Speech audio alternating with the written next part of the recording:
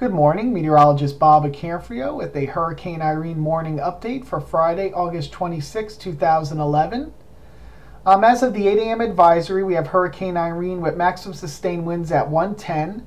That's a Category 2 storm. Movement to the north at 14. Advisory pressure was 945 millibars. Hurricane hunters are in there right now. This is 9 a.m. Eastern Daylight Time. They're finding about 947, 948 millibars. You see track forecast by the National Hurricane Center this morning. Really nothing has changed since yesterday.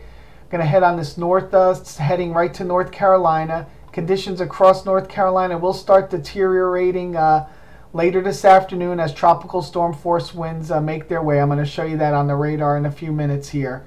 Looks like landfall will be around that Morehead City area. And then it's going to ride right up along the coast here with a possible second landfall near western or central Long Island. That's kind of my track right now, pretty much in line with the National Hurricane Center track. Haven't really changed much in the last day or two. This track is set in stone, unfortunately, and this isn't going to hook out to sea, unfortunately, for the eastern United States here.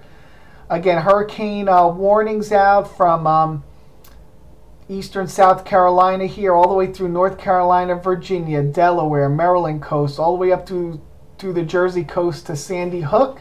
And then we have hurricane watches for Long Island, Connecticut, Rhode Island, Cape Cod, and through the Massachusetts coastline here. Hurricane warnings for the Chesapeake and Potomac. And then we have our hurricane warning, tropical storm warning here for South Carolina, most of the South Carolina coast here as well, as they will be experiencing some tropical storm force conditions later today and into tomorrow.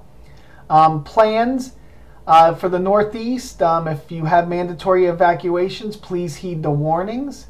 I really suggest this highly. Today would be a very good day to complete any kind of plans you have to leave or evacuate, or if you're going to be hunkering down. Today would be a great day. This storm will be affecting the Northeast come Sunday, the metropolitan area of Philadelphia, New York, and then up into Boston.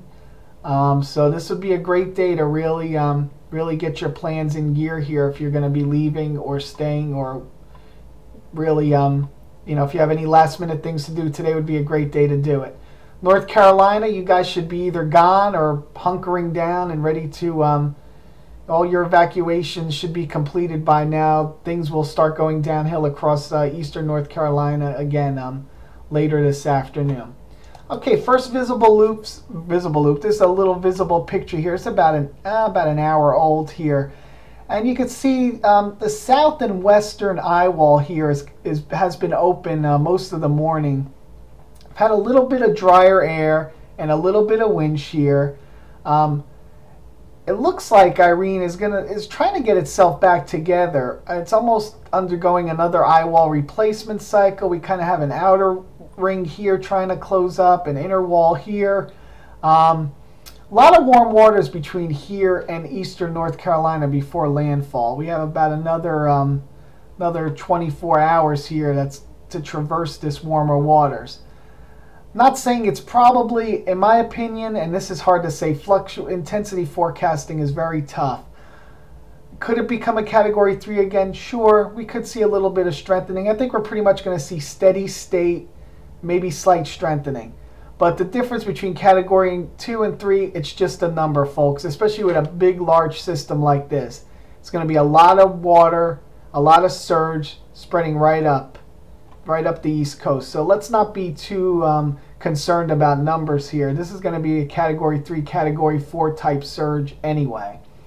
The number thing drives me crazy half the time, and we shouldn't focus on that. I don't want people letting their guard down today saying, oh, it's weakening a little bit. It's only a Category 2. No, this is a large storm, and this isn't going to dissipate anytime soon. And please don't just because it might be weakening a little bit, or just because we say Category 2 doesn't mean it's a weakening system by no means. See some rain bands, and I could attest to this coming across northeast Florida today. We've had some good wind and rain here, and just a beautiful looking storm on the satellite. Really nothing you could say just by looking at this satellite view here. All right, the color loop here, and you can see last few frames, it looks like it might be trying to get itself together, but you almost could see an inner and then another outer eye wall band here. Until we could really consolidate one eye wall here, the storm's probably just going to stay pretty steady in its strength all the way up until landfall. But again, there is that little bit of chance here in the next 24 hours where we could see some slight strengthening before landfall again near Morehead City, North Carolina. The bigger picture here looking at the East Coast. So we had our one little trough come through the Northeast yesterday. That's not, unfortunately, did not dig far enough south to kick this out to sea. And we're going to have our next piece of energy here come out of Canada. It should be very interesting when Irene interacts with this pretty large, you've heard it all over the news yesterday, in the Weather Channel, everybody talking about this big jet streak right that's going to scream right through here and right through New England. It's going to be real interesting when Irene interacts with this. We could see a ton of rainfall, and I'm going to show you what the rainfall amounts could be here in a minute. The thing with this storm is, yeah, we'll be talking about the wind, but I think this storm is going to be remembered for its rainfall and its surge. Water is going to be the key with this storm. Yes, there'll be the wind, but I think this storm is going to be remembered for flooding, and we'll see if that comes to pass, and that's what I'm really afraid of with this system. All right, looking at the radar this morning, this is southeast view, so right in here, I'm going to close in on this in a minute, but this is where the tropical storm force winds are located. And this is inching farther and farther north, and again, conditions will start to deteriorate across North Carolina this afternoon. Again, some tropical storm force winds as this band will move slightly west will affect eastern South Carolina today. Excuse me. And then, of course, some rain bands here, and I could attest to this across northeast Florida this morning. That'll slowly move eastward as we go through the day. In the afternoon will be much better weather here along the coast. Of course, we still have our high surf and rough seas, and if you're not an experienced swimmer, please do not get into the waters here, especially across Florida and Georgia. I know the surfers are going to want to be out there. Probably your best bet is to get out there tomorrow. I know some will get out there, but it's pretty bad out there today as far as the surf goes. And again, closing in on the Morehead City radar, and here this is again where the tropical storm force winds are. Seen winds about 40 to 50 to 60 miles per hour right in this band here. So watch this band move north today, and that's where you're going to start getting your tropical storm force winds. So you see from Charleston, you'll probably get clipped with some tropical storm force winds, Myrtle Beach, and obviously up to Wilmington, Morehead City, and points north as Irene moves northward. Wind shear. So what were we doing here? Well, we still have that little bit of southwest shear. The shear forecast is not going to be perfect as this storm in its rest of its lifespan here. So that's why I'm thinking, steady, maybe some slight strengthening, and then slow weakening. But it's such a large storm that it's going to take its time to get down to a tropical storm, and probably will not reach tropical storm force until it gets well into New England. And again, just looking at the steering currents, again, that was our first trough. Here comes our next little piece of energy. And again, has nowhere to go but right up along the coast here. And this is what I was talking about, rainfall amounts. 14, easily 8 to 14, 10 to 14 inches of rain.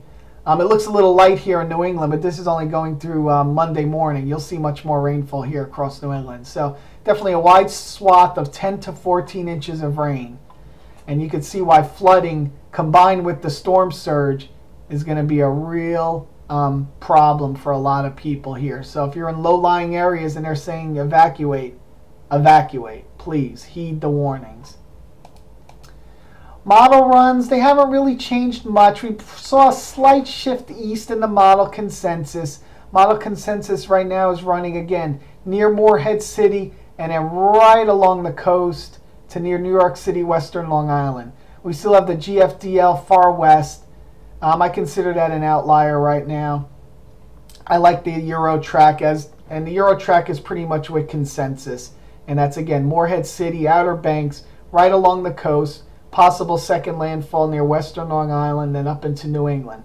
And again, eastern side of the storm is going to be the worst side. So those of you Long Island, Connecticut, Rhode Island, the Cape, Massachusetts, a lot of storm surge, a lot of wind, and a lot of rain. And again, that whole I-95 corridor, we know this is not going to be a great ride for this system here. The Euro model here again pretty much has been the same path as I was just showing you. And then just to give us a hint at what's coming up next, both the Euro and the GFS do spin up another system here by next week, so we might be tracking yet another one.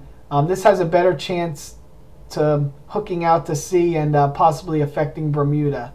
Just looking at the longer range pattern, this one does not look like it's going to come all the way to the East Coast. So that's good news. We definitely could use a break after Irene is said and done. And then the GFS model, again, pretty much the same as the Euro. Pretty much the same. And again, spinning up another system off the African coast that we could be tracking next week as it moves to the west. So again, recapping here, just to go over some storm surge numbers. Wilmington, North Carolina, kind of north of Cape Fear, we're looking at 5 to 7 foot surge.